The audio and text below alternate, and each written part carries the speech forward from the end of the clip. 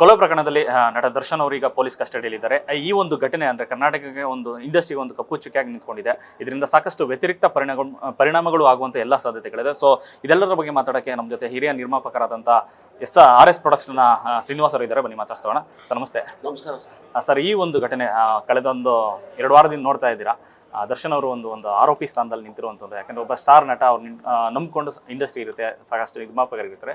ಈ ಒಂದು ಘಟನೆಯಿಂದ ಆಸ್ ಅ ಹಿರಿಯ ನಿರ್ಮಾಪಕರಿಗೆ ನಿಮಗೆಷ್ಟು ಅದೊಂದು ಈ ಒಂದು ಘಟನೆ ಕಾಡ್ತಾ ಇದೆ ಅಂತ? ಈ ಘಟನೆ ನಾನು ಅಂದ್ಕೊಂಡಿದ್ದೀನಿ, ಇದು ಸವಾಸದಿಂದ ಸನ್ಯಾಸಿ ಕೆಟ್ಟ ಅಂತ ಹೇಳ್ತಾರೆ.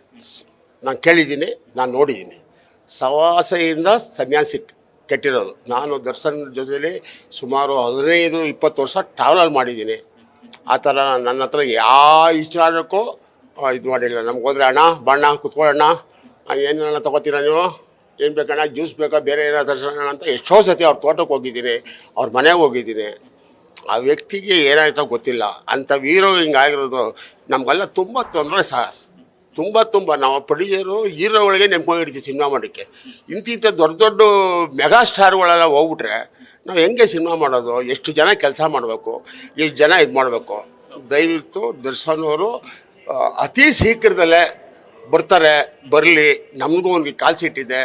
ನಾನು ಅಮೌಂಟ್ ಕೊಟ್ಟಿದ್ದೀನಿ ಅವ್ರಿಗೆ. ನಾನು ಯಾವತ್ತೂ ಇಲ್ಲಿ ಗಂಟೆ ಅಮೌಂಟ್ ಕೊಟ್ಟು 14-15-20 ವರ್ಷ ಆಯಿತು. ನಾವು ಯಾವತ್ತೇ ಕೇಳಿಲ್ಲ ದರ್ಶನ್ ಸಿನಿಮಾ ಮಾಡಬೇಕು ಅಂತ. ಬಟ್ ಇನ್ನೂ ಟೈಮ್ ಬಂದಿಲ್ಲ ನನಗೆ.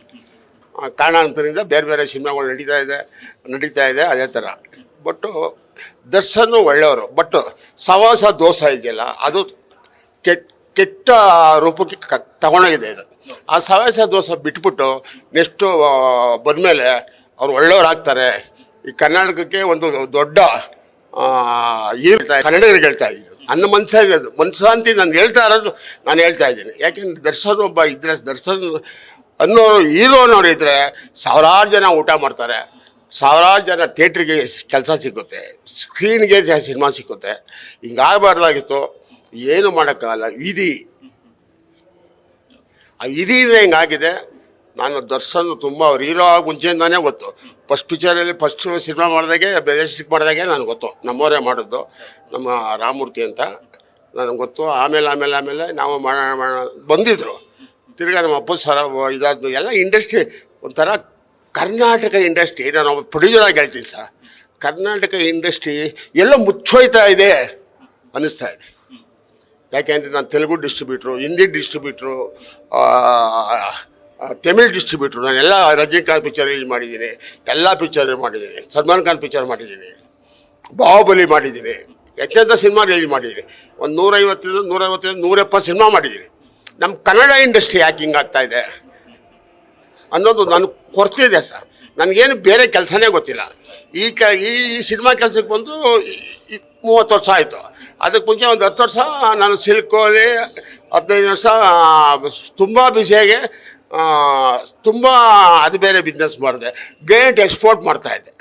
ನಾನು ಫಾರಿನ್ಗೆ ಎಕ್ಸ್ಪೋರ್ಟ್ ಮಾಡ್ತಾಯಿದ್ದೆ ಕನಕಪುರದಿಂದ ಹೋಗಿ. ಆವಾಗ ನಮ್ಮ ಶ್ರೀಕಾಂತ್ ಅನ್ನೋರಿಗೆ ನನಗೆ ಓದು ಬರೋಕ್ಕೆ ಗೊತ್ತಿಲ್ಲ, ಅದೆಲ್ಲರೂ ಗೊತ್ತಿರೋದೆ. ನಾವೆಲ್ಲ ವಿಲೇಜಸ್.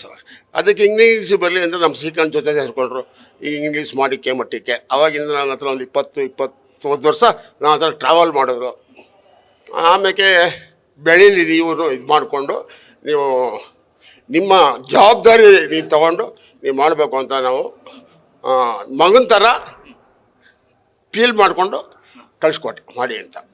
ಇವತ್ತೂ 24 ಗಂಟೆ ಟೈಮ್ ಎನಿ ಟೈಮ್ ನಮಗೆ ಫೋನ್ ಮಾಡ್ತಾರೆ, ನಾನು ಫೋನ್ ಮಾಡ್ತೀನಿ.